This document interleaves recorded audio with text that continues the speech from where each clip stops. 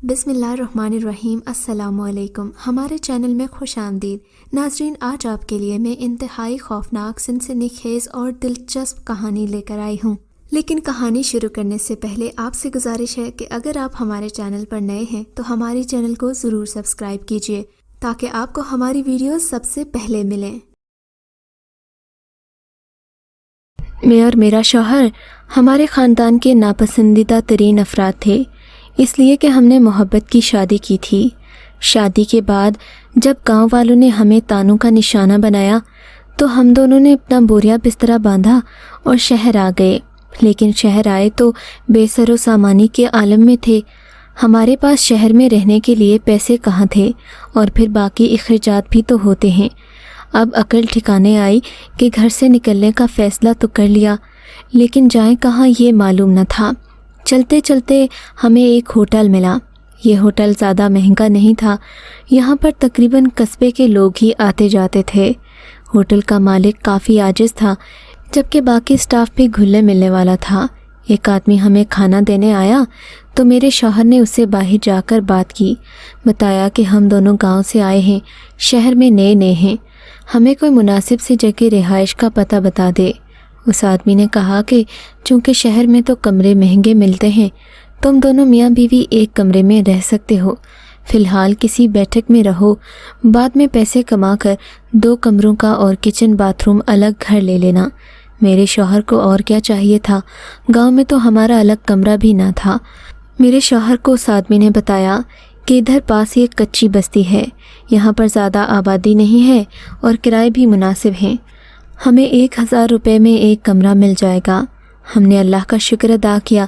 2000 روپے تو میں بھی گھر سے لائی تھی، یہ شادی کی سلامی تھی جو میں نے اس وقت سے بچا کر رکھی تھی۔ میرے شوہر کے پاس بھی کل 3000 روپے تھے۔ ہم لوگوں نے 5000 روپے سے اپنی نئی زندگی کا آغاز کیا۔ ایڈوانس وغیرہ دے کر ہمارے پاس 3200 روپے بچے تھے۔ اب ہمیں اس سے اپنے گھر کا سودا سلف بھی لانا تھا اور اوڑھنے بچھونے کا انتظام بھی کرنا تھا۔ گاؤں سے ہم تقریباً خالی ہاتھ آئے تھے۔ 1-2 دن تو ہم لوگوں کو اپنے کپڑے اور برتن پورے کرنے میں لگ گئے، لیکن دونوں جوان تھے، نئی شادی تھی، ہمارے لیے یہ سب بھی کسی خواب سے کم نہیں تھا کہ ساتھ مل کر ہم اپنا گھر سجا رہے تھے، اگرچہ یہ کرائے کا ہی تھا، مگر ہم دونوں کے لیے ہماری جنت تھا۔ اس دوران میری جان پہچان اپنی پڑوسن سے ہو گئی۔ میری پڑوسن کا نام فاریہ تھا، اس کا ایک چھوٹا سا بیٹا تھا۔ شوہر کسی فیکٹری میں ملازمت کرتا تھا، جبکہ یہ عورت خود ایک سلائی سینٹر میں جاتی تھی۔ فاریہ ہمارے غم میں شریک ہو گئی۔ فاریہ نے مجھے اپنے گھر سے 2 نئے بستر بھی نکال کر دیے، جبکہ اگر ہم خود لاتے تو اچھے خاصے روپے لگ جاتے۔ اس کے علاوہ اس نے ہمیں استعمال کے برتن بھی تقریباً دے دیے تھے۔ میں تو اس کا شکریہ ادا کرتے نہ تھکتی تھی، سوچتی کہ شہر میں اتنے اچھے پڑوسی کہاں ملتے ہیں۔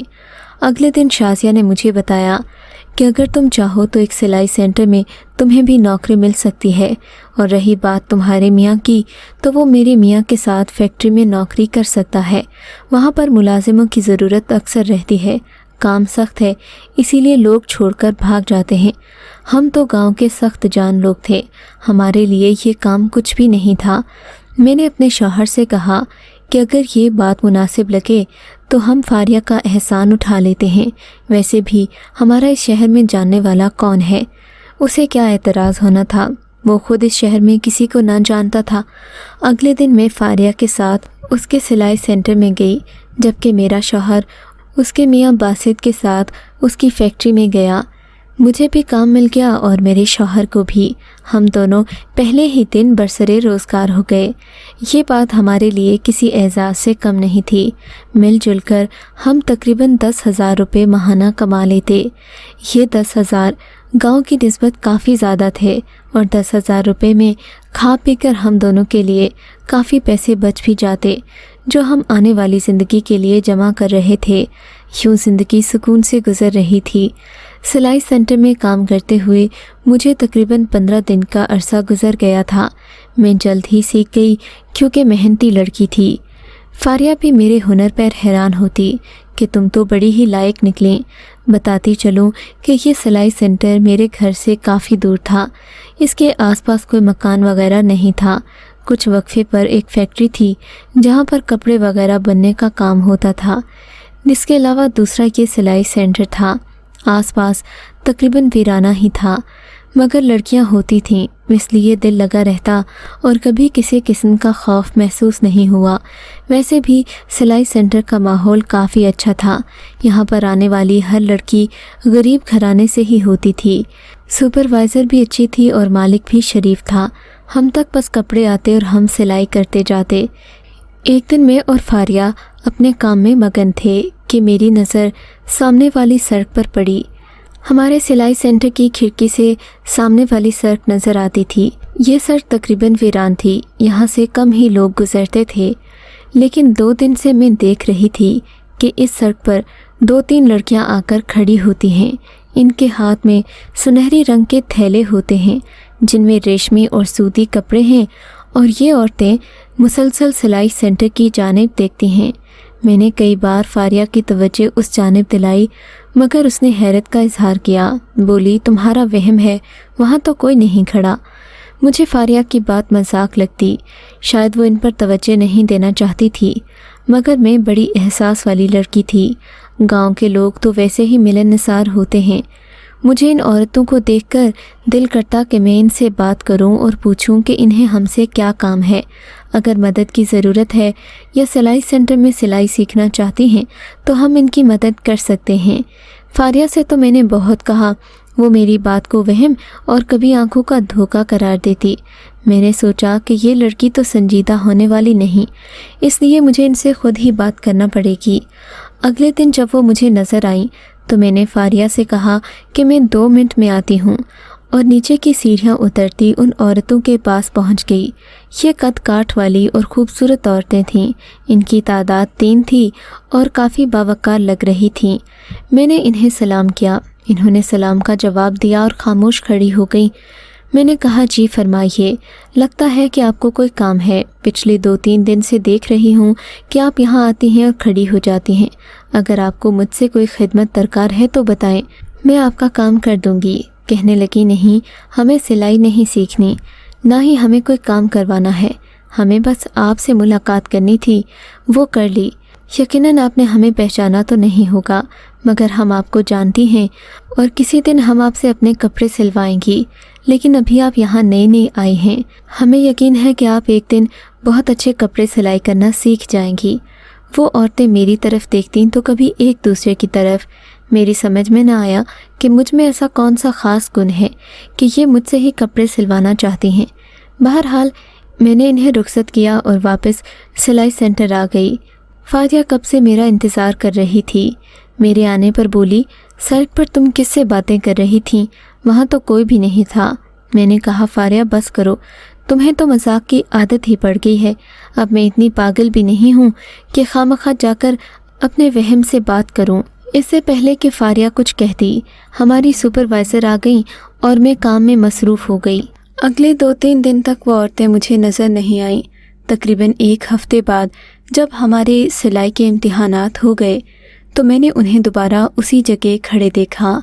वो आज इंतहाई खूबसूरत कपड़ों में मलबूस थीं और इन्होंने अपने सर सफ़ेद चादरों से ढके हुए थे। इन्हें देखकर मेरा दिल चाहा कि इन लोगों को अंदर सिलाई सेंटर में ले आऊं और फारिया से भी मिलवाऊं, ताकि फारिया को अंदाज़ा हो कि मैं जो देखती हूँ वो नज़र का धोखा नहीं है, बल्कि वाकई वहाँ कुछ औरतें खड़ी होती हैं जो मुझसे बात भी करती हैं। यही सोचकर मैं नीचे गई। पक्का इरादा कर लिया कि इन औरतों से ज़रूर कहूँगी कि एक बार अंदर भी आकर देखें। सिलाई सेंटर में और भी काफ़ी सारी लड़कियां हैं जो अच्छे अच्छे कपड़े सिलाई करती हैं। लेकिन वहाँ जाकर मामला उलट हो गया। ये कहने लगी कि तुम हमारे साथ हमारे घर चलो, ताकि हम तुम्हें अच्छी तरह अपने कपड़ों के बारे में तफसील से बता सकें।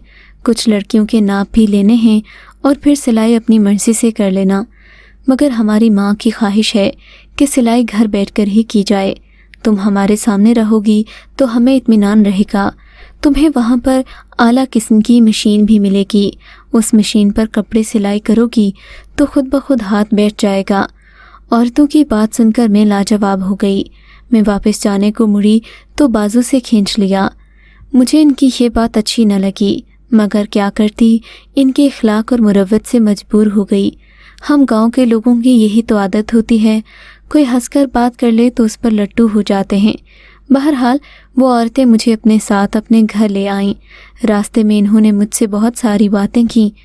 یہ راستہ نہ جانے کس جانب کو جاتا تھا، میں نے زیادہ غور نہیں کیا، البتہ سلائی سینٹر سے تھوڑا ہی دور تھا۔ میں ان کے گھر میں داخل ہوئی تو حیران رہ گئی، یہ تو بڑے امیر گھرانے سے تعلق رکھتی ہیں بھائی۔ میں نے دل میں سوچا یقیناً مجھے سلائی بھی اچھی دیں گی۔ یہ سوچ کر ہی میرا دل خوش ہو گیا۔ ان لوگوں نے مجھے ایک بوڑھی عورت سے ملوایا۔ یہ عورت کافی خوبصورت تھی اور اس کی شکل بھی باقی لڑکیوں سے ملتی جلتی تھی۔ مجھ سے کہنے لگی کہ اگر تم محنت سے کام کرو گی تو ہم تمہیں اور بھی کام دیں گے اور تمہیں کسی قسم کی تکلیف یہاں پیش نہیں آئے گی۔ لڑکیاں میرے ارد گرد بیٹھ گئیں۔ کمرے میں سرسراتی سی ہوا تھی، جبکہ سفید پردے ہر جگہ لٹک رہے تھے۔ کمرہ بڑی نفاست سے سجایا گیا تھا۔ شہزادیوں کے سے کپڑوں میں ملبوس یہ لڑکیاں کسی اور ہی دیس کی لگ رہی تھیں۔ سب میرے ساتھ بیٹھی تھیں جیسے میری بہنیں ہوں۔ تھوڑی دیر کے بعد یہ لوگ مجھے کھانے پر لے گئیں۔ دودھ سے بنی خالص مٹھائیاں بھی کھلائیں اور پکا ہوا گوشت بھی، جسے کھا کر میری روح میں ایک نئی تازگی آ گئی۔ اب ان لوگوں نے مجھے اپنے کپڑے دکھائے۔ یہ سوتی اور ریشمی مختلف قسم کے کپڑے تھے، جن میں زیادہ تر لال اور کالے تھے۔ یہ کپڑے اس سے پہلے میں نے کبھی نہیں دیکھے تھے۔ کپڑے اس قدر نرم و ملائم تھے کہ چھونے سے روئی کا احساس ہو۔ لڑکیوں نے مجھے بتایا کہ اگر میں دل لگی سے کام کروں تو وہ مجھے 50 جوڑے سینے کے لیے دے سکتی ہیں، لیکن مجھے احتیاط کرنا ہوگی کہ ان کے کپڑے سیتے ہوئے کسی قسم کی کوتاہی نہ کروں اور ہمیشہ پاک صاف ہو کر ان کے کپڑوں کو ہاتھ لگاؤں۔ مجھے ان کی یہ ہدایات عجیب سی لگیں، کیونکہ آج تک کسی بھی گاہک نے مجھ سے یہ بات نہیں کہی تھی، اور جو کوئی آتا بھی تو ہماری سپروائزر ان سے یوں بات کرتی جیسے ہم سبھی لڑکیاں نہایت کاریگر ہوں۔ بہرحال مجھے تو کام چاہیے تھا، کام مل رہا تھا، میں نے مزید کوئی سوال نہیں کیا۔ تقریباً 2-3 گھنٹے کے بعد ان میں سے ایک لڑکی مجھے دوسرے کمرے میں لے گئی۔ یہ کمرہ بھی خاصا بڑا تھا۔ اس کی دیواروں پر اور دروازوں پر پردے لگے ہوئے تھے۔ یہ پردے بھی بالکل ویسے ہی تھے جیسے کہ میں نے پہلے کمرے میں دیکھے تھے۔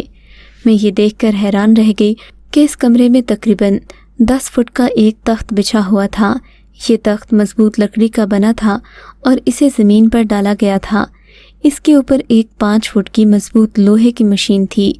اس لوہے کی مشین کی ہتھی اتنی بڑی تھی جسے چلانا میرے بس کی بات نہیں تھی، جبکہ کپڑے کے دھاگے اور سوئی وغیرہ بالکل ویسی ہی تھی جیسے ہمارے سلائی سینٹر میں ہوتی تھی، مگر یہ مشین اس قدر بڑی تھی جسے میں ایک ہاتھ سے نہیں چلا سکتی تھی، بلکہ اگر میں کپڑے کو ہاتھ بھی نہ لگاتی اور دونوں ہاتھوں سے صرف اس سلائی مشین کی دستی ہلاتی تب یہ کہیں جا کر چلتی۔ اب اتنا زور تو مجھ میں تھا نہیں۔ یہ سلائی مشین دیکھ کر میں نے اس لڑکی سے معذرت کر لی، معاف کیجیے گا مگر یہ مشین، اس پر میں کپڑے نہیں سلائی کر سکتی، اس پر تو کسی جن کے ہاتھ ہی چل سکتے ہیں، یہ مشین بہت بڑی ہے بھائی۔ میں نے کہا تو لڑکی مسکرا دی، بس یہاں کی سبھی چیزیں ایسی ہی ہیں، اس نے کہا اور معنی خیز انداز میں مسکرائی۔ کہنے لگی اب تم کیسے سیو گی یہ کپڑے، ہم تو تمہارے ہاتھ ہی کی سلائی لیں گے۔ میں نے کہا آپ فکر نہیں کریں، آپ مجھے اپنے کپڑے باندھ کر دے دیں، اپنے ناپ کے کپڑے الگ دے دیں، میں انہیں گھر جا کر سلائی کر لوں گی۔ میری ماں کے پاس بھی پرانی سلائی مشین ہے جو بہت پکی سلائی لگاتی ہے، آپ کو سلائی وقت پر ملے گی اور بہترین ملے گی، یہ آپ میرا وعدہ سمجھیں۔ لڑکی نے کہا ٹھیک ہے، اگر تم گھر جا کر بھی یہ کپڑے سلائی کر لو گی تو ہمارے لیے بہت ہے۔ میں ان کے کپڑے لے کر وہاں سے نکلی۔ ان لوگوں نے مجھے سنہرے رنگ کی تھیلیوں میں یہ کپڑے پیک کر دیے۔ جب میں گھر پہنچی تو شام کے 5 بج چکے تھے۔ مجھے یاد ہی نہ رہا کہ میں سلائی سینٹر سے ایک لڑکی کے ساتھ اس کے گھر گئی تھی۔ میرا شوہر میرا منتظر تھا، جبکہ فاریہ کو تو میں نے بتایا ہی نہیں تھا۔ اصغر نے مجھ سے پوچھا میں کہاں رہ گئی تھی۔ میں نے اسے ساری کہانی بتائی، ساتھ ہی یہ بھی کہا کہ سلائی سینٹر والے سے چھپ کر میں نے 3 گاہک بنائے ہیں، ان کی پوری سلائی مجھے ملے گی۔ اصغر نے مجھے اس بات پر ڈانٹا کہنے لگا، جہاں سے تمہیں رزق مل رہا ہے وہاں اتنی بددیانتی اچھی نہیں۔ لالچ میں پڑ کر انسان ہمیشہ اپنا نقصان کرتا ہے۔ تمہیں الگ سے گاہک نہیں بنانے چاہیے تھے، یہ بہت بڑی بددیانتی ہوتی ہے۔ اگر تم ایسا کرو گی تو آگے کام نہیں ملے گا۔ اپنے شوہر کی باتیں سن کر میں پریشان ہو گئی، سوچنے لگی کہ اب کیا کروں۔ ان عورتوں سے تو وعدہ کر لیا تھا، اب اگر انہیں منع کروں گی تو یہ بھی اچھا نہیں ہوگا، اور پھر میرے پاس سلائی مشین بھی نہیں تھی۔ میں نے ان سے جھوٹ بولا تھا۔ یہ کپڑے تو میں نے فاریہ کے گھر جا کر سینے تھے۔ اگلے دن فاریہ سے میں نے اس بات کا ذکر کیا، وہ بھی کچھ خفا سی ہوئی، بولی کہ ایسی حرکت تم کو نہیں کرنا چاہیے تھی۔ لیکن جب میں نے اسے بتایا کہ یہ وہی عورتیں ہیں جن سے میں تمہیں ملوانا چاہتی تھی تو وہ بھی حیران ہو گئی، کہنے لگی یہ کیسے ہو سکتا ہے؟ وہ عورتیں باقی لڑکیوں کو نظر نہیں آئیں تو تمہیں کیسے آ گئیں؟ میں نے اسے قسم دی اور وہ ریشمی کپڑے دکھائے تو اسے یقین کرنا ہی پڑا، کیونکہ یہ ریشمی کپڑے تعداد میں کافی زیادہ تھے۔ فاریہ کے گھر سلائی مشین تھی، میں نے اسے 2 دن کے لیے ادھار لے لی۔ پھر وہ بولی، اگر تم برا نہ مانو تو میں بھی تمہارے ساتھ مل کر کپڑوں کی کٹائی کروں گی۔ تم آدھی اجرت مجھے دے دینا، یوں تمہارا کام جلدی ہو جائے گا، ورنہ تمہیں سینٹر سے چھٹی لینا پڑے گی، اور ان عورتوں نے وقت بھی کم دیا ہے۔ میں نے حامی بھر لی تو فاریہ میرے گھر آ گئی۔ اب ہم دونوں کپڑے سلائی کرتے اور شام کو 2-3 جوڑے تیار ہو جاتے۔ ہمیں کل 12 جوڑے تیار کرنے تھے، جس کے بعد ہمیں 50 جوڑے مزید ملنا تھے۔ جوڑے تیار کرتے کرتے مجھے ایک جوڑا انتہائی خوبصورت لگا جو سنہری رنگ کا تھا۔ اس کی اوڑھنی بھی بہت خوبصورت تھی۔ میں نے اس کپڑے کو دیکھا تو میرا دل آ گیا، جی چاہا کہ اسے تھوڑی دیر کے لیے اوڑھ کر دیکھوں کیسا لگتا ہے۔ فاریہ نے مجھے منع بھی کیا کہ انجان عورتوں کے کپڑے یوں سر پر مت رکھو، مگر میں تو باز آنے والی نہیں تھی۔ مجھے لگا ایسا موقع دوبارہ نہیں ملے گا، ایک بار خود کو شیشے میں دیکھ تو لوں۔ غرض میں نے وہ سنہری جوڑا بھی زیبتن کر لیا اور اس پر وہ اوڑھنی بھی اوڑھ لی۔ شیشے میں خود کو دیکھا تو حیران رہ گئی، میں بے حد حسین لگ رہی تھی۔ میرا دل کیا کہ میں اپنے شوہر کے آنے تک یہ کپڑے پہنے رکھوں تاکہ وہ بھی ایک بار مجھے ان حسین کپڑوں میں دیکھ لے۔ یوں میں نے اپنا ارادہ بدل دیا۔ ویسے بھی شام کے 4 بج گئے تھے، 6 بجے تو اس نے آ ہی جانا تھا۔ میں نے فاریہ سے کہا کہ مجھے اتنی سی مہلت دے دے کہ میں اپنے شوہر کو یہ کپڑے دکھا سکوں۔ وہ بولی صحیح ہے، لیکن اس کے آتے ہی تم فوراً تبدیل کر لینا، اسے ایک جھلک دکھا دو گی تو اگلی بار وہ تمہارے لیے ایسے کپڑے خود بنوا لے گا۔ میں نے کہا یہ بھی صحیح ہے۔ تقریباً 5:30 بجے فاریہ اپنا کام مکمل کر کے چلی گئی۔ میں وہ حسین کپڑے پہنے اپنے شوہر کا انتظار کرنے لگی۔ تھوڑی دیر کے بعد دروازے پر دستک ہوئی۔ میں نے دروازہ کھولا، سامنے اصغر کھڑا والہانہ نگاہوں سے مجھے دیکھ رہا تھا۔ آج تو پرستان کی پری لگ رہی ہو، یہ کپڑے کہاں سے لائے تم نے؟ اس کی بات سن کر میں شرما گئی اور دوپٹہ درست کرنے لگی۔ ارے یہ تمہارے بالوں کو کیا ہوا؟ اصغر نے میرے بالوں کی طرف اشارہ کیا۔ کیوں، کیا ہوا؟ دیکھو تو ان کا رنگ بدل گیا ہے۔ اصغر نے حیرانگی سے کہا۔ میں نے جا کر آئینے میں دیکھا تو واقعی میرے بالوں کی رنگت سنہری ہو گئی تھی۔ میں نے بالوں کو بار بار ہلا کر دیکھا کہ کہیں دوپٹے کا رنگ نہ لگ گیا ہو، مگر اندر کے بالوں کا بھی رنگ یہی ہو چکا تھا۔ مجھے سنہری بال پسند تو تھے، لیکن کالے رنگ کے بالوں کی بات ہی اور ہے۔ میں نے لاکھ دھونے کی کوشش کی مگر وہ سنہری رنگ نہیں اترا۔ اصغر کو تو سنہری رنگ بڑا اچھا لگتا تھا، وہ مجھے گوری کہتا تو کبھی پری کہتا۔ خیر یہ رنگ تو نہ اترا، لیکن میں کپڑے سلائی کرنے لگی۔ اگلے تقریباً 3-4 دن تک باقی کپڑے بھی سلائی ہو گئے تھے، جبکہ سلائی سینٹر والی لڑکیوں سمیت فاریہ بھی حیران تھی کہ میرے بالوں کا رنگ کیسے بدل گیا۔ میں نے کسی کو کچھ نہ بتایا۔ جوڑے تیار ہو گئے، وہ عورتیں مجھ سے کپڑے لینے آئیں تو میں نے اس بات کا ذکر کرنا ضروری سمجھا، کیونکہ مجھے لگا اگر میں یہ نہ کہوں گی تو خیانت ہوگی۔ میری اس بات پر وہ ہنسیں، بولیں کہ یہ تو ہمارے کپڑوں کی خاصیت ہے، یہ ہمارے چہرے اور آنکھوں کا رنگ بدل دیتے ہیں اور بالوں کا بھی۔ کیا تم نے دیکھا نہیں، تمہارے چہرے کی رنگت بھی خوبصورت ہو گئی ہے۔ لڑکیوں کی بات پر مجھے بڑی حیرت ہوئی۔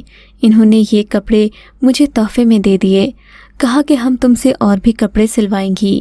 وہ دن اور آج کا دن ان عورتوں کو میں نے دوبارہ نہیں دیکھا، لیکن میں جب بھی وہ سنہری دوپٹہ اوڑھتی ہوں اور وہ کپڑے پہن کر اپنے شوہر کے لیے تیار ہوتی ہوں تو وہ مجھے پرستان کی پری ہی سمجھتا ہے۔ کبھی کبھی من میں خیال آتا ہے کہیں وہ لڑکیاں بھی پرستان ہی کی پریاں تو نہیں تھیں، ورنہ عام دوپٹے میں یہ خاصیت کیسے ہو سکتی ہے؟ میری سہیلی کہتی ہے کہ یہ کسی جڑی بوٹی کا اثر ہوگا جس سے یہ کپڑا بنایا گیا ہے، مگر کپڑے جڑی بوٹیوں سے تھوڑی بنتے ہیں، یہ تو دھاگے سے بنتے ہیں۔ آج تک اس بات کی سمجھ نہیں آئی، لیکن اپنے سنہری بال پا کر میں حد سے زیادہ خوش ہوں۔ اگر آپ کو یہ کہانی اچھی لگی ہے تو اس ویڈیو کو لائک کیجیے اور اس طرح کی مزید ویڈیوز دیکھنے کے لیے ہمارے چینل کو سبسکرائب کیجیے۔ اور ہاں، اگر آپ کی کسی دوست، رشتہ دار یا بہن کے ساتھ خدا نہ کرے ایسا کوئی واقعہ پیش آیا ہے تو ہمیں کامنٹ سیکشن میں اس کے بارے میں ضرور بتائیے۔